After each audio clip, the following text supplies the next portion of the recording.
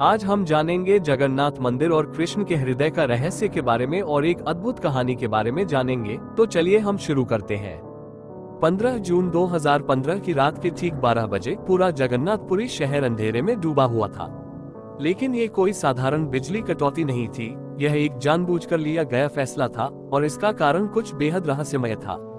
उस रात भगवान जगन्नाथ मंदिर के गर्भगृह में एक गुप्त और रहस्यमय प्रक्रिया चल रही थी। भगवान कृष्ण का असली दिल, जो एक प्राचीन मूर्ति में रखा था, उसे बाहर निकाला जा रहा था और उसे एक नई मूर्ति में स्थापित किया जा रहा था। जगन्नाथपुरी का यह अंधेरा इस प्रक्रिया का एक अनिवार्य हिस्सा था, और जो एकमात्र व्यक्ति इस प्रक्रिया का गवाह बना, उसने जो खुलासा किया वह न केवल चौंकाने वाला था, बल्कि गहरी दुविधा में डालने वाला भी था। सवाल ये था कि आखिर ऐसा क्यों किया गया, और क्या भगवान कृष्ण का दिल 5000 साल से भी ज्यादा समय तक जीवित रह सकता है, या यह एक प्राचीन उन्नत उपकरण है जो मांस और मांसपेशियों से नहीं बना है।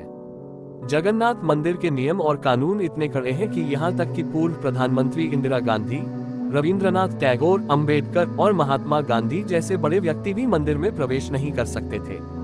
लेकिन इसका कारण क्या था, और क्यों कहा जाता था कि 500 साल पुरानी भविष्यमालिका ग्रंथ में इस मंदिर के बारे में एक भविष्यवाणी की गई थी, जो कहती है कि जब यह मंदिर पानी में डूबेगा तब पूरी दुनिया का विनाश हो जाएगा। क्या ये भविष्यवाणी सही है? जगन्नाथ मंदिर के एक और रहस्य से जुड़ा सवाल था, क्यों हर दिन ध्वज बदला जाता है?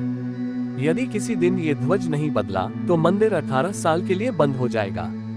इसके पीछे का रहस्य क्या था? इसके अलावा मंदिर के मुख्य द्वार से प्रवेश करते समय 22 सीढ़ियां पार करनी होती हैं, लेकिन तीसरी सीढ़ी पर पैर रखना सख्त मना है। आखिर क्यों?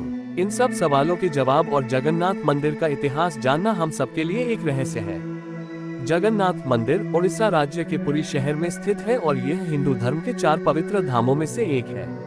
इसे दुनिया के सबसे रहस्यमय मंदिरों में से एक माना जाता है। इस मंदिर का उल्लेख प्राचीन ग्रंथों जैसे ब्रह्म पुराण, नारद पुराण और स्कंद पुराण के उत्कल खंड में मिलता है। ऐसा माना जाता है कि यह मंदिर सतयुग की शुरुआत से ही अस्तित्व में है और इसकी दिव्यता आज भी भक्तों को अपनी ओर आकर्षित करती है। इस मंदिर का सबसे बड़ा और सबसे अनसुलझा रहस्य है ब्रह्म पदार्थ, जिसे भगवान श्री कृष्ण का हृदय भी माना जाता है। यह एक ऐसा रहस्य है जो सदियों से भक्तों और वैज्ञानिकों को हैरान करता रहा है। हर 12 साल में जगन्नाथ मंदिर में एक विशेष और रहस्यमय परंपरा निभाई जाती है। इस प्राचीन परंपरा के तहत भगवान जगन्नाथ, बलभद्र और सुभद्र की लकड़ी से बनी पुरानी मूर्तियों की जगह नई मूर्तियों को स्थापित किया जाता है। लेकिन इन पुरानी मूर्तियों में मौजूद एक दिव्य तत्व, जिसे ब्रह्म पदार्थ कहा जाता है, को संभालकर नई मूर्तियों में स्थानांतरित किया जाता है। ये प्रक्रिया इतनी पवित्र और गुप्त होती है कि इसके दौरान पूरी शहर की बिजली काट दी जाती है और हर जगह अंधेरा कर दिया जाता है।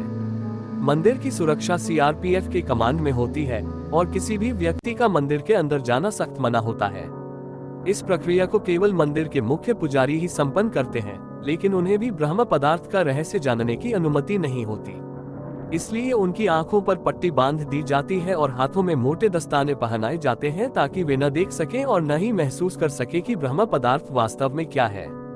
कुछ पुजारियों ने बताया कि जब उन्होंने इस ब्रह्म पदार्थ को छुआ तो उन्हें एक अजीब सी ऊर्जा का अनुभव हुआ। ऐसा लगा जैसे यह एक जीवित चीज हो जो उछल रही थी। लोगों का मानना है कि यह ब्रह्म पदार्थ और कुछ नहीं बल्कि भगवान श्री कृष्ण का धड़कता हुआ दिल है, जो आज भी 5000 सालों के बाद जीवित है। अब सवाल यह उठता है कि यह हृदय यहाँ कैसे आया, और क्या ये सचमुच संभव हो सकता है? इस रहस्य को समझने के लिए हमें समय के पहियों को घुमाना होगा और जाना होगा 3102 ईसा पूर्व, जब भगवान श्री कृष्ण ने इस पृथ्वी से विदा ली थी। महाभारत युद्ध के बाद कुरुक्षेत्र की धरती पर फैले शवों और कौरवों के विनाश ने हर व्यक्ति को झकझोर दिया। गांधारी ने भगवान श्री कृष्ण को दोषी ठहराया और कहा, जैसे मेरे पुत्रों का वंश समाप्त हो गया, वैसे ही तुम्हारा यादव वंश भी आपसी लड़ाई में नष्ट हो जाएगा। 36 वर्षों के भीतर गांधारी का ये श्राप सत्य साबित हुआ। यादवों ने आपसी लड़ाई में एक दूसरे को मार डाला और द्वारका समुद्र में डूब गई। यह विनाश स्पष्ट संकेत था कि भगवान श्री कृष्ण का पृथ्वी पर समय समाप्त हो चुका था। भगवान कृष्ण जंगल में चले गए और एक पीपल के पेड़ के नीचे ध्यानमग्न हो गए। तब जरा नामक एक शिकारी ने उन्हें हिरण समझकर तीर चला दिया। तीर उनके पैर में लगते ही जरा को अपनी गलती का एहसास हुआ और वह माफी मांगने भगवान के पास पहुंचा। कृष्ण ने मुस्कुराते हुए कहा, डरो मत, ये सब मेरी लीला का हिस्सा है। फिर श्री कृष्ण योग निद्रा में लीन हो गए और इस भौतिक संसार को त्याग दिया। अर्जुन को इस दुखद समाचार का पता चला और वह तुरंत पहुंचे। जब भगवान कृष्ण का अंतिम संस्कार हुआ तो उनका शरीर पंचतत्व में विलीन हो गया, सिवाय उनके हृदय के। ये हृदय धड़कता हुआ और ऊर्जा से भरपूर जलने से बच गया। इस दिव्य हृदय को बाद में ब्रह्म पदार्थ कहा गया।